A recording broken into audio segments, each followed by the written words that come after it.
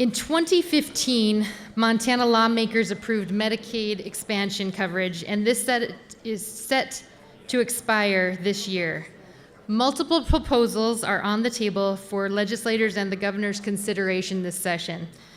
10 years of data now exist demonstrating people utilizing the program are taking advantage of preventive services rather than waiting for crisis. What does this mean for the business community and our workforce? Here to break this down are Katie Whitmore, Human Resources Manager from Woods Power Grip, Chief Executive Officer of Barrett Hospital, Taylor Rose, and Emily Herndon from Plains Physical Therapy. Please help me welcome them.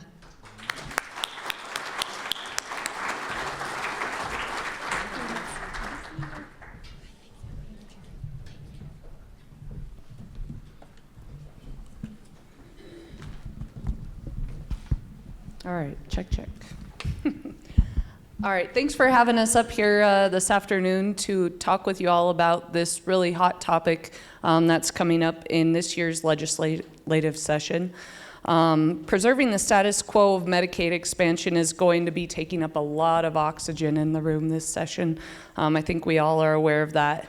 But I would argue that the average Montanan doesn't really know what Medicaid expansion reauthorization truly means or what it does. In fact, I think most think it's a new program or just an expanded program that's a form of welfare. And overlooked in this debate are the rural and more remote portions of our state. Montana's grown in population and our economy has expanded. But that growth hasn't been uniform, and there are huge swaths of our state that haven't experienced some of the population growth or economic opportunities. We know that access to medical care is as basic to attracting and retaining businesses as running water and safe roads. So today I'm here to talk with two individuals who represent our rural Montana communities in this Medicaid expansion conversation. So I'd like to start with Taylor. Taylor, as CEO of Barrett Hospital and Healthcare in Dillon, can you provide us with a little history on the program and remind us of when this program began in Montana? Sure thing. So as was mentioned earlier, in 2015, we had our normal Medicaid program, and based on some federal programs, Montana adopted what was called Medicaid expansion. And so Medicaid expansion was an opportunity for Montana to provide health insurance coverage for individuals who fell out of the Medicaid qualifications. And so it expanded it to adults 18 to 64 who were made above the federal poverty level, but not enough to be able to qualify for some of those federal subsidies in the insurance exchange. And so that number is about 138% of the federal poverty level, which quite frankly is still a pretty low earning individual. And so 2015 that passed, and Montana was able to receive federal funding to be able to support this. About $9 for every $1 that Montana spends comes from the federal government for this Medicaid expansion, which is great. And then in 2019, I believe it was reauthorized, but there is a sunset date of July of this year. It sunsets, and an act has to take place in a legislative session this year, or it will go away. So something has to happen to make that continue onward.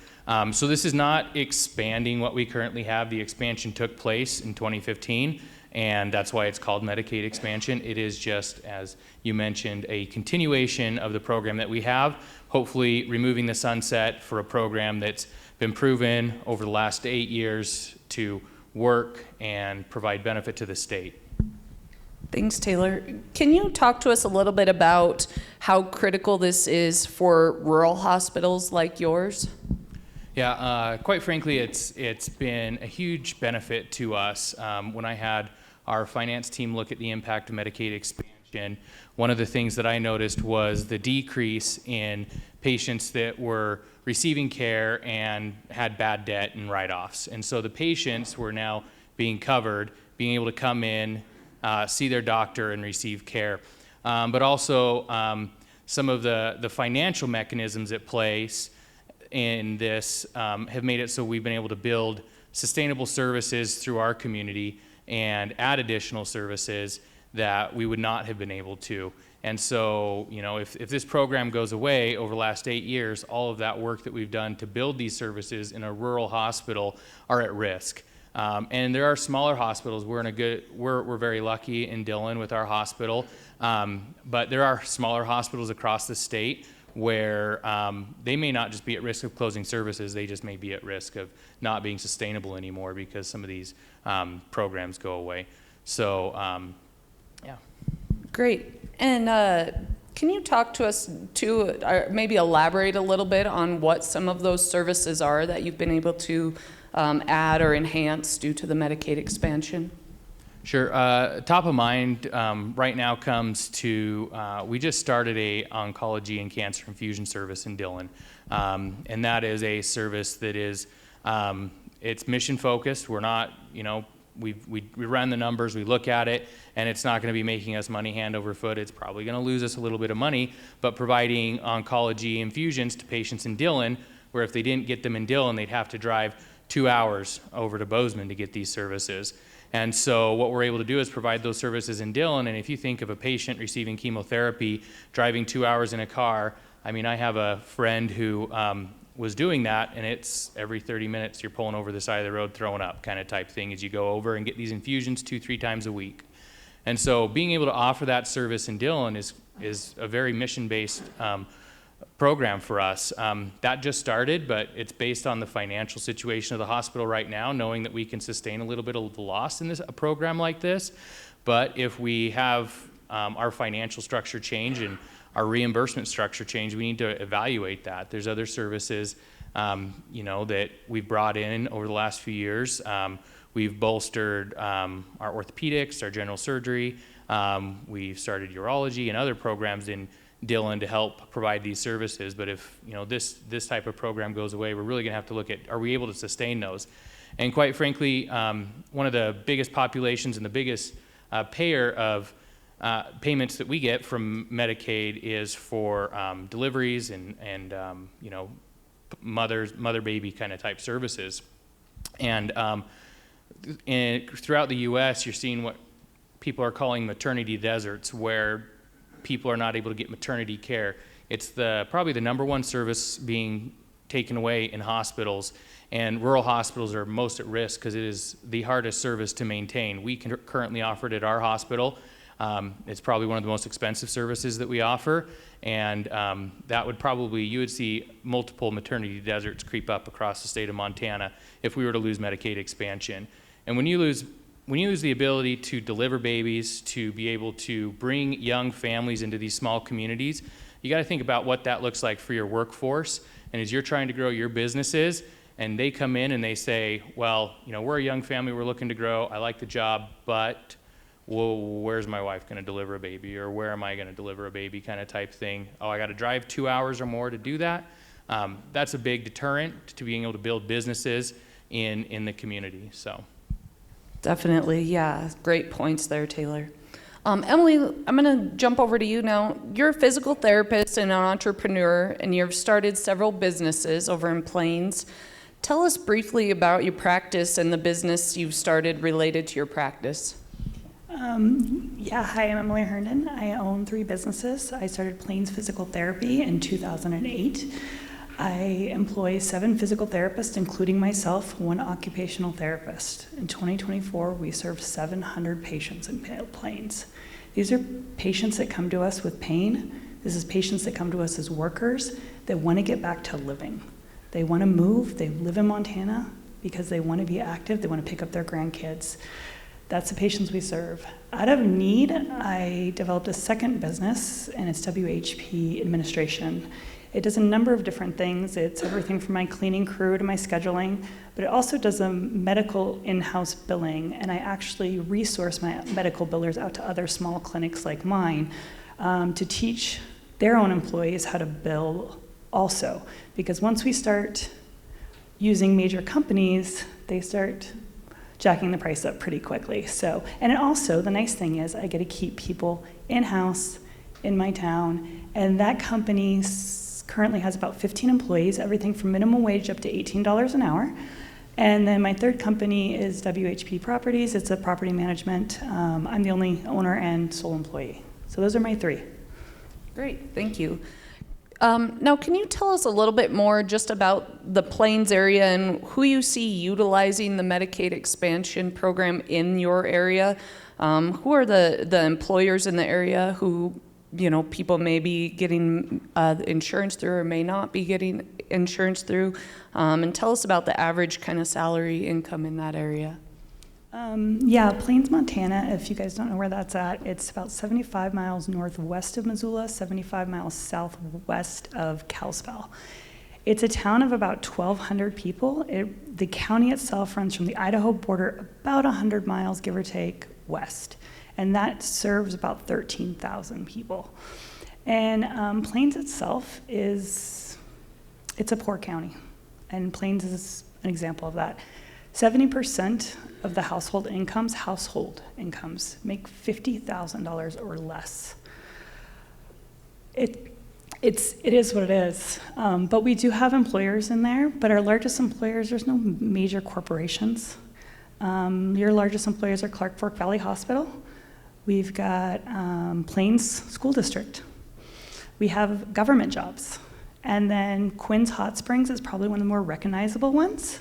And then you've got the mom and pop shops. You've got the construction, you've got the well drillers, we got the surveyors, we got PTs, we got massage therapists, chiropractors, the restaurants. And some of us have health insurance and some of us don't. It just comes down to numbers. At Plains Physical Therapy, we serve everybody from 0 to 100, all disabilities, and we currently still accept all insurances, including Medicaid. 14% of my caseload last year, or our caseload in the clinic, was Medicaid. Most of those people are still working. They're working at the restaurants. They're my construction guys. There are normal workers that they're coming to see me because they're having a harder time going to work or they're having a harder time living. So that's what we're seeing. Yeah, thank you. Yeah, there's a common misconception that the Medicaid expansion program is a welfare program and that those who utilize the program just stay on it and never get off. You have a great story about one of your employees through your billing business and their experience with the Medicaid expansion. Tell us about that and about some of the other people you've hired over the years. I work in a healthcare business. So when I started in 2008, of course I'm gonna give my employees health insurance, right?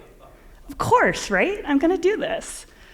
But when we're PTs and OTs, these are doctorate level trained providers. We're making $80,000 a year. Well, we look at the health insurance and we can pair that with a high deductible insurance. We can pay for that. They can pay for that because paired with a health savings account makes financial sense. But when I started WHP Properties, WHP Admin, now I'm looking at minimum wage to $18 an hour. That high deductible plan didn't work. I cannot ask those employees to spend $400, whether it comes out of their pocket or mine, for a policy. Then it costs them $7,000 because they walk out on the ice and fall down and break their wrist, and now they need surgery. So now my person that's making $15 an hour with vacation, sick leave, retirement, I can't add to that crappy health insurance plan. We scrapped it 2 years ago. I currently don't do that anymore, and it's awful. But I started putting into the Montana Medical Savings Account because it made financial sense. They can go shopping, because I own both companies, I have to offer the same benefits. So now they can go shopping. They can do anything. They can go shopping on the Affordable Care Act, Obamacare, healthcare.gov, whatever you want to call it. They can go and look for their plan they need because maybe they make that over that threshold. My PTs can go to Blue Cross Blue Shield and find out what plans that they can qualify and buy what works for them because I don't offer it anymore. The other interesting thing that it came down to is why did I decide to do that? Is because simply I figured out the numbers that work best for my employees. And I'm just going to put out the number there as an individual, just as an individual. It goes up as it goes with families, like $15,000 or less. That's traditional Medicaid. That is poor poverty. Then you look at the Affordable Care Act, Obamacare, healthcare.gov, you're looking at $20,000 as an individual. Then you have this $5,000 that is the desert. Now, Montana has this expansion that covers that. So, but if that goes away, that person that's making less than $15,000, they get Medicaid. The person that makes $20,000, they can go on Affordable Care Act and actually buy what works for them. So my type 1 diabetic with a family, she qualifies into that. She pays $200 a month and a $500 deductible so she can have her insulin. That is really important for her. But there's these ones with these families and these other ones that fall into that. And if that goes away, then they don't have any resources. Then they are at the mercy of, sorry, insurance companies here, they're at mercy of those $400 deductibles and their $5,000 deductibles, there's $400 plans. So now their risk breaking is $11,800 out of pocket. But if I'm paying them $15 an hour, that's 40% of their income for a slip and fall.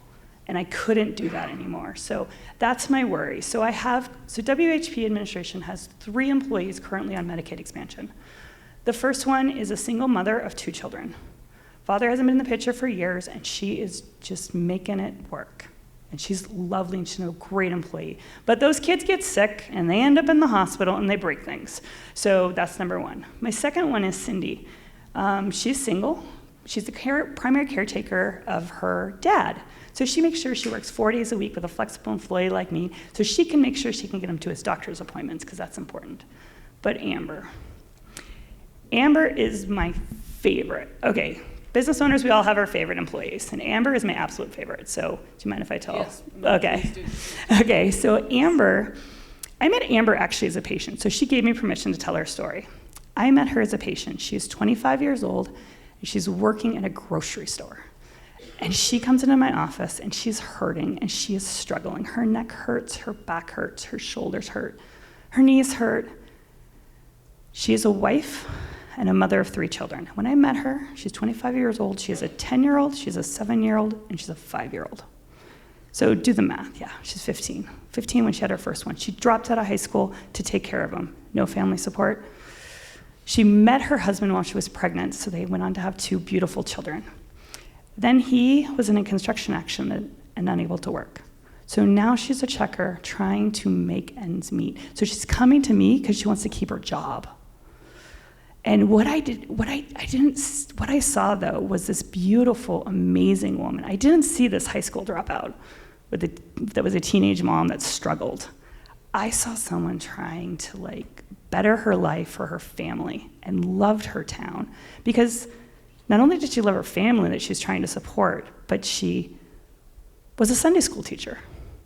She volunteered at the food bank, the clothing bank, the soup kitchen, and one summer she organized an entire group of people to go out in the community and clean up people's yards that couldn't do it themselves. That's the kind of person she was. And when I met her, I was like, I need her.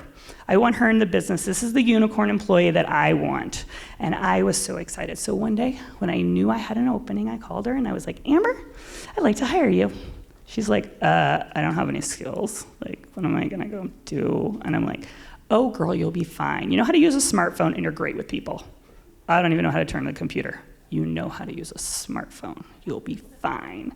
We'll teach you. So we brought her in the office that day, and my front office manager, who treats me like I'm one of her kids because I'm the age of her kids at the time, stomps into my office and is like, why did you hire her? And I'm like, what's the matter? She's like, she's sitting on that stool, shaking like a leaf, and she's so scared to touch the computer. I was like, oh, shove off. She's got 2 weeks. If it doesn't work, we'll talk about it. She knows this. Well, she turned into my best employee. She is my best biller. And then one day she approached me and said, I need to change my business, my hours with working for a little bit. I'm like, okay, what's going on? She's like, I want to go back and get my high step, which is now it's our GED now, okay? So I want to go get my diploma. I'm like, oh my gosh, that'd be great. That's awesome, Amber. So she's like, but I failed it the last 3 times. I'm like, no, look what you're doing in this office. You can do this. So she does. She passes, flying colors, no problem. Then she approaches me again and goes, we're gonna have to work on changing my schedule up a little bit. I'm like, sure, what's going on, Amber? I'm gonna go to college. And I'm gonna become a PTA. So PTA in our world is a physical therapist assistant. Fingers crossed, she's finishing her prereqs. She will start that program in August of 2025. She will graduate in August of 2026. I will immediately hire her for a $60,000 starting job with a technical degree. Why is that important? Because guess what? In the fall of 2023, she's out hunting. She catches her foot in a hole. She tears up her knee. It's January of 2024, she has an ACL surgery. Really glad for Medicaid expansion. I'm really glad I scrapped that health plan that wasn't working because she was able to get the health care she needed. And I'm not sure what would have happened had she not. What would that have set her back on her college dream that she didn't even know she had? And then last month, her daughter, they found a tumor in her pituitary. Again, they're on Medicaid expansion. She doesn't worry about those bills because really, had that been a family looking at making, $15 an hour, $29,800 a year, and we just asked her to pay out $11,700 had we remained on my pretty crappy healthcare plan. Or I would say pretty crappy healthcare plan if Medicaid expansion didn't exist. So that is Amber, and that's why I find value in what we're providing because I can't afford to pay for the healthcare as a small business that my employees deserve. Yeah, that's amazing, Amber's story. Wow. Can you send her over to Laurel? I have some openings I'd take her for. No. Well, Taylor, let's jump back to you. I just want to kind of get your reaction to Amber's, the story of Amber. Does that have a familiar ring to you? Do you know people in your community who maybe have benefited in similar ways? Yeah, that's a common story. That's not uncommon. People on Medicaid generally only stay on it for about 3 years. As the saying goes, it's a hand up, not a handout, is what they're trying to do. Dillon is as a community, we have University of Montana Western, and a lot of young families come in. They're attending school, they're furthering their lives, they're growing their families, and it's just a way to provide that extra level of coverage for them. And so my barber, he's a young guy, he's got a family, a young kid, he's a sole provider for his family, and we were just talking about some of the health issues his family was facing, and I was like, you guys are on Medicaid, right? And I know he's working hard, he's working every day. And he's like, oh yeah, we're on Medicaid. And I was like, good. And so just knowing that they've got the insurance coverage and they're being taken care of. So, a lot of employers in the community like you, and it might not be the hourly wage. It might be somebody that's not able to work full time.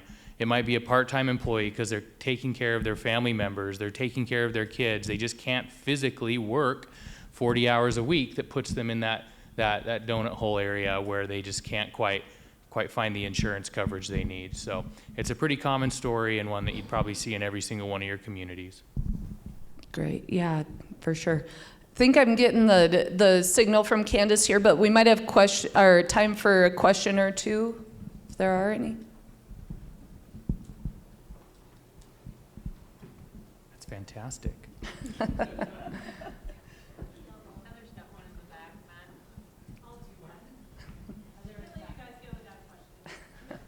Sure you can.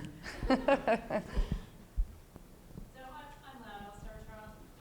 What can we do to help you? I mean, those of us not involved in healthcare, but how do we get this word out? I think you totally hit the nail on the head that the expansion piece, I think, is kind of difficult. People think we're doing something new and different.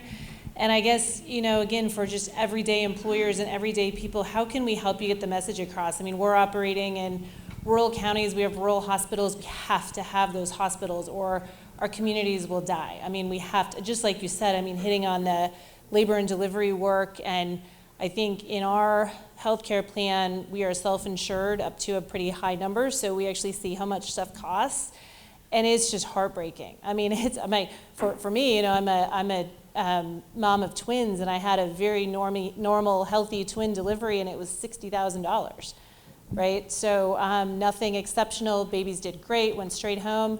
But I guess what can we do to help you guys so that those of us just running businesses can go say, like, look, if we're going to continue to exist. I mean, we have to let people have this safety net because medical costs just, they're too high. Yeah, that's a good point. I'd say from this audience here, you guys are business owners, business members, and letting your legislators know that this is what you guys want as business owners, because quite frankly, I'd say that the cohort in the legislative body that is opposing this is that, you know, free market, kind of don't need the government help kind of type thing. But the reality of it is, if you're a business owner, this benefits you, and it benefits the state budget. Hospitals are just like every other business out there.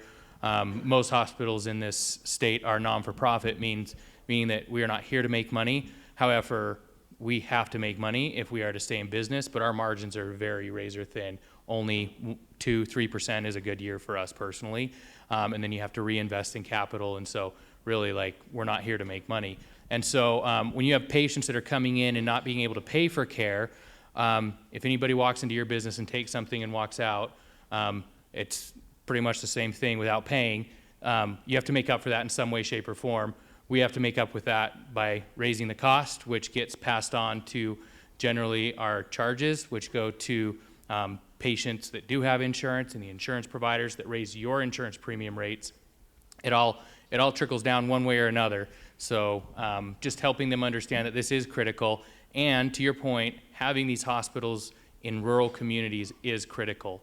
And if you like these massive hospital corporations and what they're doing in healthcare, then taking away Medicaid expansion and other Medicaid programs is going to make that problem worse, because those healthcare services are going to get consolidated and they're going to have less access and less of a local voice in your local communities. I couldn't agree with more what Taylor said, but as a small business, how many people have workforce shortages right now? Yeah, I mean, and these people are savvy enough, I'm sorry, I hate to say that, but they're savvy enough to understand there's a $5,000 difference for an individual. They're gonna work less to make sure they're covered. Then, wait, Amber hurt her knee. If she didn't have coverage, what point in time was she gonna tell me she took a fall on the job? And now that's a workman's comp claim. And now we also have people that are not gonna stay in our rural communities. We need them. I mean, I love my rural community, and I don't want them going somewhere else, because, you know, McDonald's, Burger King, Walmart, they can offer healthcare plans better than we can in our small communities, and there's going to be a max exodus of our our young families. Yeah. So those are some other just points to what resonates with you. Have those conversations. Great, thank you both. Are there any other questions out there? No? All right. Well, thank you both for providing your perspectives today. I think you've made some great points. So, well, I hope you guys are seeing that our intent today was to bring a lot of different topics and really look at what affects the business community in Montana. And can't say enough for the education component here. Literally what we just heard was a few real world examples of what's affecting our communities across Montana. And healthcare is an ecosystem. And without a healthy ecosystem, it will fail too. And so the education, the opportunity for us to speak to our representatives, the opportunities for us to take advantage of programs is really what we're trying to promote here, is inform and start acting with that.